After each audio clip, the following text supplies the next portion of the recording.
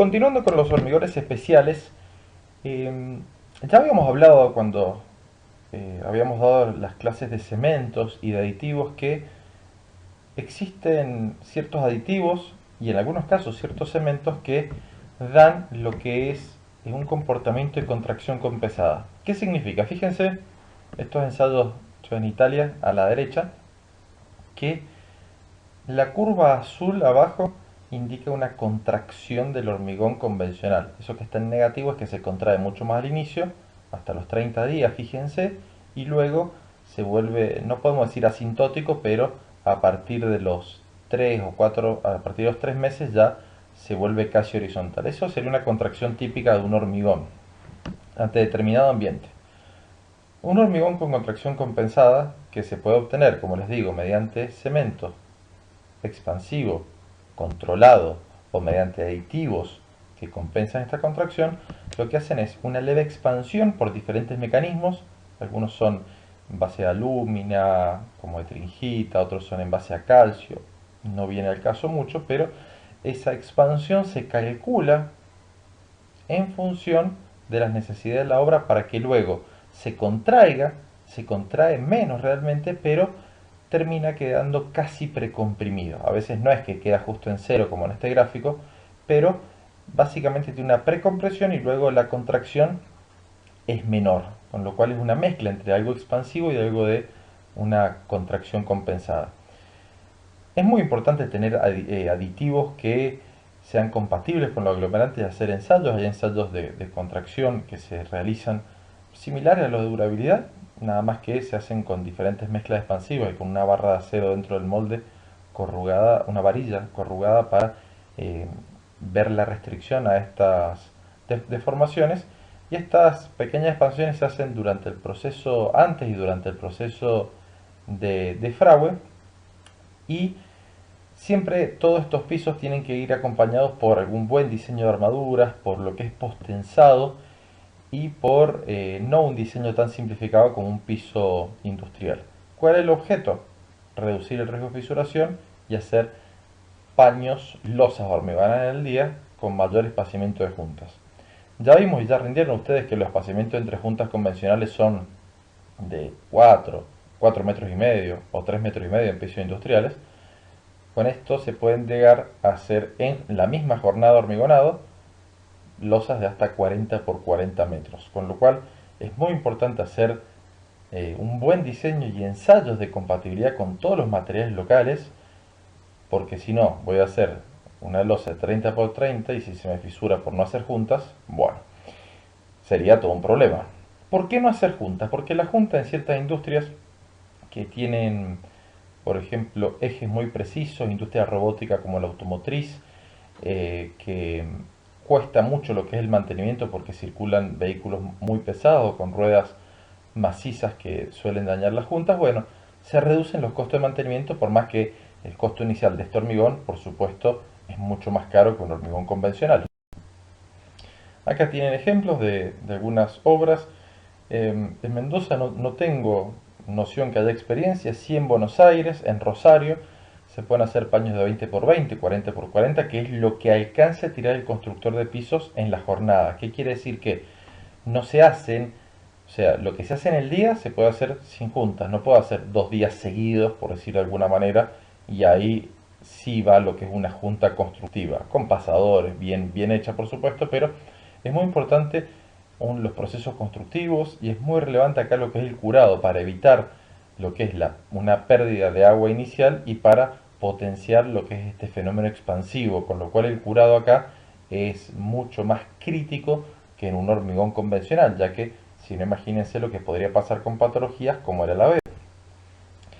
Con lo cual, como les decía, acá en el país se trabaja más con aditivos que con cementos. Eh, esto lo tienen que hacer empresas que conozcan del tema, trabajar y hay que acompañar con lo que son cementos y todo lo que son las armaduras o el postensado más este aditivo. Generalmente no lo hacen competitivos para pisos convencionales actualmente, pero sí, como les digo, para ciertas industrias que merezcan mucha precisión o que valoren mucho lo que es el mantenimiento de sus instalaciones. Con lo cual, con seguridad cada vez va a tener más aplicaciones lo cual indica que se va a hacer para pavimentos luego, porque para pavimentos la técnica constructiva es diferente, no puede erogar tantos gastos porque cae respecto a lo que es el pavimento asfáltico, y además esto es sumamente útil para paños relativamente cuadrados, por eso hablamos de 20 por 20, 30 por 30 y no de una franja de pavimento de 5 metros por 80 que al ser tan rectangular no va a tener un comportamiento tan uniforme en lo que es la compensación de la contracción. Acá tienen ejemplos de ensayos en el cual es una marca comercial, pero bueno, fíjense en el de abajo a la derecha cómo se va deformando por alabeo en el tiempo, y lo que es una barra con contracción compensada que se reduce a la tercera o cuarta parte y se estabiliza. Las dosis de los aditivos están entre el 1 y el 2% del peso del cemento. Dependen de la humedad relativa, del cambio de temperatura, del uso que vaya a tener, si es llaneo o no, y ahí están las recomendaciones del American Concrete Institute específicas sobre este tema, que bueno, pueden consultarlas de ser necesario en algún caso de aplicación profesional. Siguiendo tenemos aquellos hormigones que se distinguen o que tienen ese carácter de especial porque tienen una densidad baja o una densidad elevada, y así vamos a tener los hormigones livianos y los hormigones pesados. Sin embargo, nos vamos a concentrar más en lo que son los hormigones livianos y vamos a encontrar tres grandes grupos, los que se denominan los hormigones livianos estructurales, los hormigones livianos no estructurales, comúnmente llamados hormigones alivianados, y los rellenos de densidad controlada. Esos serían los tres grupos de hormigones de densidad baja. Ah, disculpen, y también lo que es el hormigón permeable o pervious concrete. El hormigón liviano estructural consiste en utilizar agregados que sean resistentes, que tengan una granulometría similar a la de un agregado convencional. Principalmente esto se hace con lo que es agregado grueso, es lo que se reemplaza. En este caso son escoria, esquisto expandido, pero también se puede trabajar con arcilla expandida. Acá en el país se producía una marca comercial que se denominaba Leca, que es la arcilla expandida, y el peso específico del hormigón de estos 2350, 2450 promedio, 2400 más o menos 100 que tenemos en el país, bueno, se puede bajar a pesos entre 1500 como mínimo a 1900 como máximo. A ver, no es como máximo, ya si supera 1900 y ya no va a tener tanto sentido el hacerlo más liviano. Se pueden obtener hormigones desde H17 hasta H40, hay experiencia acá en el país, principalmente es para reducir el peso propio de las estructuras, para aumentar la resistencia al fuego, para aumentar el confort termoacústico y reducir, por ejemplo, costos de calefacción, y reducir lo que es el impacto ambiental. Es un hormigón que desde el punto de vista ambiental está bien visto, pero agregados livianos no se producen actualmente en el país, con lo cual su aplicación la verdad que ha caído bastante en los últimos años. Ahí tienen una fotografía, tienen mi mano abajo a la derecha de lo que es arcilla expandida, que mediante un reactor que es elevada a temperatura se mete arcilla, es algo chiquito, no se imaginen un reactor nuclear, se hace que se expanda la arcilla y crea un agregado con una red muy porosa, poros no comunicados, pero bastante rígida y bastante resistente. Fíjense, arriba tiene un corte de este hormigón con leca, que son partículas bastante esféricas, lo cual favorece también lo que es la trabajabilidad. Las densidades son de lo que son estas arcillas expandidas, están entre 700 y 900 kilos por metro cúbico, densidad aparente estamos hablando, comparativamente con los 2600 de un hormigón, de un agregado convencional, es decir, bajo, cerca de la tercera parte, pero como el agregado grueso tiene un determinado impacto, es decir, ocupa cerca de la tercera parte del hormigón endurecido, bueno, ese impacto es lo que termina bajando esa tercera parte de la densidad del hormigón. Hay que tener varios cuidados desde la producción, hay que saturarlos bien, hay que ver la estabilidad, hay que hacer un adecuado vibrado. Hay autocompactantes también que se han empleado aquí en Mendoza, por ejemplo, para premoldeados, en una empresa de Rivadavia, fabrica eh, vasijas para vino. Y abajo a la izquierda tiene el gráfico que aparece en todos los libros, es real, yo lo he tomado, solo adapté las unidades, en el cual para hormigones livianos estructurales se puede trabajar con esquistos, con escorias expandidas, de alto horno expandidas, con arcilla expandida o ciertas cenizas, y ya para hormigones, para agregados que tengan menos de 650 700 kilos por metro cúbico, se obtienen hormigones más alivianados, como con la piedra pómez, escorias no expandidas, o con otros agregados como el poliestireno expandido artificial o la vermiculita y perlita expandida, pero esos ya, como tienen resistencia, fíjense, menores a 10 megapascales, peso específico menores a 1400, ya son alivianados, o al menos así se conocen comercialmente. Acá tienen ejemplos, tienen el ACI para lo que es el hormigón liviano estructural, y tenemos ejemplo de los 4 últimos pisos de Torres Catalinas en Buenos Aires, o algunas losas colgantes del edificio Pirelli también en Buenos Aires, edificios de la década del 70, del 80, con lo cual, como les digo, ha caído en algo su uso. También se ha empleado para vigas pretensadas, para puentes, por el peso propio, el izaje, el transporte, pero como les digo, es algo que no se ha vuelto a desarrollar mucho en el país. Los hormigones alivianados sí se emplean mucho en todas las provincias y son solicitados para, eh, a ver, a veces es muy incómodo el trabajar con aislantes en la obra, entonces directamente se compra un alivianado, se reglea y ahí se apoya lo que es directamente el cerámico para una buena aislación térmica, que es entre 4 y 6 veces inferior a la de un hormigón convencional, un bajo lambda. Se brindan pendientes en estructura alivianando las mismas para no sobredimensionar las armaduras de una losa de hormigón o las viguetas de una losa alivianada, y el peso específico sí puede variar entre 800, quizás 600 y 1600 kilos por metro cúbico. Se puede emplear para hormigones hechos en obra con agregados livianos como la pomeca. Esto es muy de Mendoza, es piedra pómez molida. Principalmente lo que se trabaja hoy en día es con poliestireno expandido y con aditivos espumígenos, o bien con la combinación, como se ve a la derecha, entre perlitas de poliestireno expandido y aditivos espumígenos. Acá tienen fotografías de lo que son losas en edificio, abajo a la izquierda, acá locales de Mendoza, una losa alivianada sobre un corte, una espuma específica para aislar lo que son ruidos de impacto, un piso flotante abajo a la derecha. Lo que sobresale ahí es un edificio de alto confort en Chaco, que lo que está es la carpeta de un hormigón alivianado sobre esta espuma. Arriba a la izquierda tienen un video de la distribución de perlitas de telgopor a la izquierda, y las de arriba a la derecha hormigones ya ultra livianos, que se denomina de gentileza una hormigonera en Chaco.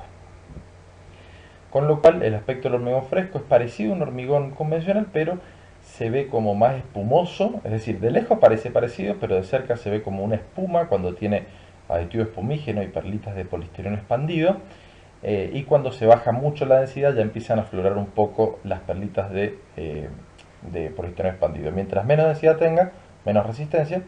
Podemos estar hablando de medio megapascal, un megapascal, pero esto nunca puede ser un hormigón estructural. ¿Qué quiere decir? Que no se calcula, que no puede llevar armaduras. Yo he visto en varias obras cometer errores muy serios de utilizar estos hormigones con armaduras, como desde el punto de vista estructural, y no hay transferencia de esfuerzo. Esto es un hormigón no estructural, como les decía, para alivianar, para dar pendientes o para dar mejor aislamiento térmico. Tiene a la izquierda una rotura de una probeta, se ve lo que son las perlitas de telgopor distribuidas. Estos hormigones eran de 700-800 kilos por metro cúbico, y en particular en los desarrollos que he podido realizar, cuando uno solo utiliza perlita de poliestireno expandido o telgopor, tienden a flotar si uno pasa cierta cantidad, con lo cual no puede bajar la densidad a menos de 1300, 1400, y si uno trabaja solo con espumígeno tampoco baja menos de eso valor. Pero combinando ambos se da una muy buena estabilidad, una baja flotabilidad de las perlitas de poliestireno expandido, que por diferencia de densidad tienden a irse para arriba, y eso da muy buenos resultados. Los rellenos de densidad controlada, podríamos considerar un hormigón especial en el medio. Hace relativamente poco lo pude proponer y se utilizó mucho para la obra de La Costanera. Es la primera gran aplicación que hay aquí en Mendoza. Se lo propuso a Vialidad y anduvo muy bien, facilitó mucho el trabajo, una obra que ha quedado bien, una obra que fue rápida, que no hubo grandes interrupciones, y esta fue una de las claves de utilizar este relleno de densidad controlada para evitar, bueno, utilizar suelo de capacidad portante dudosa, más que se demolían losas y se podía perder la estabilidad del suelo de las losas contiguas. Los RDC se llaman relleno de densidad controlada y son una mezcla de cemento, arena, agua y un aditivo espumígeno. A veces, y esto yo nunca he terminado de comprenderlo por qué, pero es una realidad, dicen, bueno, el aditivo espumígeno es muy caro, es verdad, pero va en dosis muy bajas, 0,2, 0,5 litros por metro cúbico. Y cuando uno coloca el aditivo espumígeno, crea un 20 o un 25% de volumen, que es mucho más barato que el material que entraría si no utilizo aditivo espumígeno. Con lo cual uno está vendiendo aire, por decirlo de alguna manera, y a veces no se entiende, pero el aditivo espumígeno tiene muchas funciones y el RDC tiene que tener este espumígeno porque da mucha fluidez, porque son burbujas de aire visibles, pero también desde las visibles hasta las muy pequeñas que actúan como rodamiento y dan una trabajabilidad y una no segregabilidad, una buena consistencia, impiden el agua exudación, ayudan a que no se fisure, conservan bastante el agua para, en algunos casos ni se curan este tipo de RDC, y en general las resistencias pueden ser de medio megapascal a 5 megapascales y en algunos países, traducciones de Estados Unidos, se denominan también hormigones de baja resistencia controlada. Entonces uno puede decir, pero ¿cómo? ¿El hormigón no solo tiene que tener altas resistencias? No. En ciertos casos, los rellenos de densidad controlada sirven para reemplazar suelos muy bien compactados. ¿Qué quiere decir? Cuando yo no tengo buen suelo, cuando no puedo meterme 4 metros para abajo a compactar un suelo, por ejemplo, bueno, se pueden utilizar estos rellenos de densidad controlada, con lo cual lo estudiamos en hormigones especiales, pero realmente es un muy buen suelo, ¿sí? De una rápida habilitación y no necesita ser compactado. Pero termina siendo hormigón porque lo vende el proveedor de hormigón. La nueva norma IRAM 1666 contempla los RDC dentro del cuerpo de la norma, no así el reglamento CIRSOC, porque no son hormigones estructurales propiamente dichos, como tampoco contemplan los hormigones alivianados. El RDC tiene densidades de 1600 a 1900, 2000 kilos por metro cúbico y, como les digo, reemplaza para recalzar un estribo, para llenar un hueco donde no puedo meter terreno, no puedo compactar, cuando quiero utilizar como subbase un pavimento segura para todo tipo de tránsito, en el caso de que se necesite asegurar la compactación o en el caso que no tenga buenos suelos. Esto se trabaja mucho en el noreste argentino, he tenido bastante experiencia ahí, y la consistencia se mide con el cono de Abraham también, pero tiene diferentes tipos de asentamientos o de grados de fluidez. La resistencia se puede calcular mediante la dosificación. ¿Para qué? Para que sea posteriormente excavable a mano, para algo provisorio, no se emplean mucho. Para que sea excavable a máquina, sí se emplean mucho, o no excavables también se emplean mucho. Entonces uno puede decir, pero ¿por qué yo voy a querer excavar? Y para tapar una tubería, yo no puedo utilizar un hormigón pobre que se llama un H4, H8, porque voy a tener que meter un martillo neumático y voy a dañar la cañería. En cambio, este RDC permite con diferentes esfuerzos ser excavado a futuro, lo cual da estabilidad y a su vez da lo que es esta mejora de un muy buen suelo y que pueda llegar a ser excavable y no se mueve por variaciones de humedad. Y los no excavables se emplean o para alivianar o como subbase para pavimentos de hormigón. Se puede utilizar cuando tengo un hundimiento de una estructura o se me ha hundido algo, me queda una fundación sin apoyo, un pavimento sin apoyo, se puede colocar ahí. Se puede emplear, como les digo, cuando es muy difícil compactar. Esto al ser autonivelante, no un hormigón autocompactante, pero sí es autonivelante, y al no sufrir demasiada contracción, queda directamente bien uniendo a tope diferentes tipos de elementos. Entre las ventajas, reducen el costo de excavación, es resistente y no erosionable. A ver, siempre tiene que llevar una capa de pavimento arriba, bien, pero no es tan erosionable. Habilita rápidamente lo que son caminos en ciertas zanjas y evita lo que es el hundimiento típico acá en la región y en muchas provincias que hacen una acometida para cloaca, después ese terreno no lo compactan, o bueno, lo pisan con el botín o lo compactan con una zapa, unos golpes con la pala, eso no es compactación, y después se hunde y se rompen todas las losas. El RC es estable, mejora lo que es seguridad de operarios que no entran en la zanja. Esto es sumamente importante. Llena vacíos inaccesibles porque es autonivelante. Nosotros aquí en el acceso sur, por ejemplo, hemos tirado desde un lado y ha salido por el otro, es decir, más de 20-25 metros entre un punto y otro. Hemos llenado ciertos elementos solo por gravedad. Se puede excavar si se diseña adecuadamente, no requiere muchos ensayos para su caracterización, salvo para pavimentos. Reduce lo que es el equipo necesario para la compactación, no tengo que alquilar ningún rodillo, nada, porque esto viene el camión y en quizás 10 minutos ya se descargó totalmente y no se afecta por la humedad. Acá tiene ejemplos en una obra que introducimos, el RDC. Tenemos una consistencia muy plástica, fluida. Fíjense, un cono de Abrams que se puede medir lo que es el cono. Las probetas se llenan una capa y se van dando unos golpecitos solo con el martillo de goma. Luego no se encabezan y se ensayan de esta manera con una prensa de precisión. Acá tiene ejemplos de bases de apoyo y nivelación. Abajo a la izquierda una obra en Neuquén que utilizamos RDC porque había que rellenar mucho con suelo y fue mucho más práctico y rápido esto. A la derecha tienen el pavimento, cómo va a quedar arriba de este RDC directamente. Se coloca el hormigón sobre esto y no refleja fisuras, por ejemplo, como el hormigón de limpieza o eventualmente ciertos suelos cementos. Reemplaza mucho el hormigón de limpieza, al menos a mi criterio. Arriba a la derecha tienen descargando un camión directamente sobre este RDC, y quiere decir que el RDC soporta el peso de un camión hormigonero a partir del día 2, día 4 quizás en condiciones de tiempo frío, y allí se descarga. Sirve para llenar huecos, como les digo, es un material sumamente versátil y no necesito controles de compactación porque ya me lo garantiza el mismo material. Y además es muy importante tener en cuenta de que tiene una rigidez, modoelasticidad de cerca de 10 veces menos que el hormigón. ¿Qué quiere decir? Que si yo tengo un pavimento de hormigón, tiene un modo de elasticidad de 30 gigapascales, por decir algo, y se pone en contacto con un terreno muy flojo, y bueno, voy a tener una diferencia de rigidez grande, pero el RDC, como tiene un modo de elasticidad de 2 a 3 gigapascales, bueno, existe una transición muy buena entre el pavimento y el suelo. Yo en particular soy bastante precursor en el uso y principalmente fomentador, no sé si existe la palabra, pero fomento mucho el uso de relleno de densidad controlada, ya que hemos tenido muy buenos resultados. Acá tienen el ejemplo de una obra que lo introducimos en un reactor nuclear eh, que quedaban huecos entre los tabiques, como se ve ahí en la fotografía de la derecha, inaccesibles, o que tenía que compactarse y hacer controles de trazabilidad y compactación y liberación cada 15 centímetros, lo cual era una locura y llenábamos de hasta 2 metros. Luego desencofrábamos, no se vibraba nada y se agilizó de forma muy importante la obra.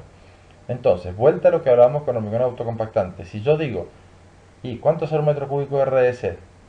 Y bueno, sale X, por decir algo, sale 40, 50 dólares, por dar un ejemplo. Y el suelo sale 15, y dice, bueno, me conviene suelo, bueno, pero tengo que ver la mano de obra, el control de compactación, la seguridad, es decir, todo esto hay que verlo como un sistema constructivo, bien, para que sea competitivo directamente. Y reitero que en Mendoza, que los suelos, los estabilizadores granulares son muy buenos como base de asiento, ya en una obra muy grande se pudieron utilizar, y eso lo usó la empresa porque era económico, si no, no lo hubiera usado. Acá tiene una consistencia, fíjense, a la izquierda para este tipo de rellenos, más autocompactante, y se mide lo que es el extendido y no lo que es el asentamiento para el tema de rellenos. Para bases, siempre un asentamiento más de 15, 18 centímetros, como vimos en la fotografía anterior. Acá tiene ejemplos de ensayos que realizamos para ver la relación entre la resistencia de compresión en kilos por centímetro cuadrado y el CBR, el valor soporte.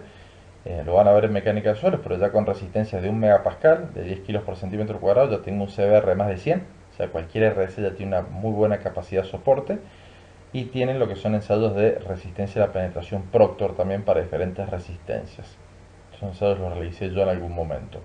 Abajo a la derecha tienen fotografías de justamente descargar capas de RDC para pavimentos en Chaco, cerca de resistencia, y abajo a la izquierda asentamientos como se trabaja para bases que no son tan fluidos. Esto no se vibra, esto no se cura, a esto no se le hacen juntas. He visto solo en Formosa un caso que se le hacían juntas porque tenía 200 kilos de cemento este RDC. solo se reglea y ya queda listo. Esa es la gran ventaja operativa que tiene. Este es un artículo que escribí en la revista Hormigonar, en la cual, bueno, hice una clasificación, ya que estaba algo ambiguo. He visto, por suerte, esta clasificación ya en otros lugares, de diferentes tipos de RDC, una invención, por decirlo de alguna manera, en función de las resistencias. Excavable a pala, a mano, 5 a 8 kilos por centímetro cuadrado.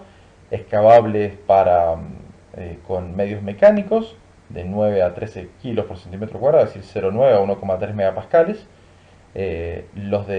Para tapado de ciertos conductos específicos que se necesitan resistencia de 15 a 20 kilos.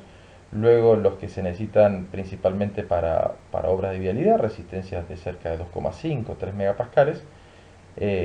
Para vehículos muy pesados, entre 3 y 4 megapascales a 28 días, para ya rutas nacionales, lo otro para rutas algo más internas.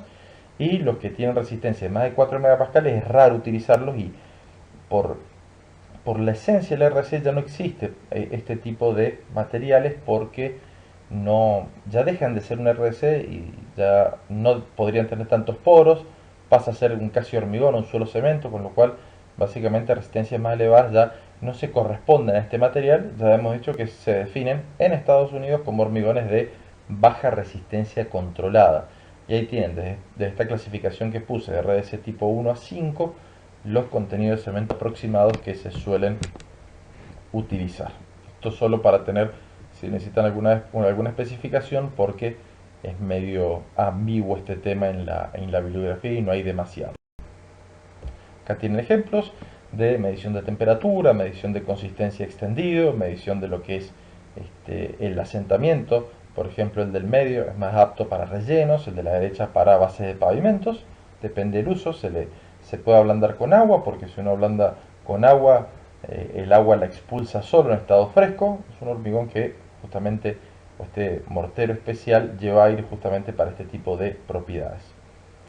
Sí, lo que dije es que muchas veces se ajusta la consistencia con agua en obra, y este mortero no tiende a perder sus propiedades, lo cual tampoco hay que hacerlo en forma en exceso, pero no suelen utilizarse aditivos superfluidificantes. Es la única excepción que vamos a ver en la materia.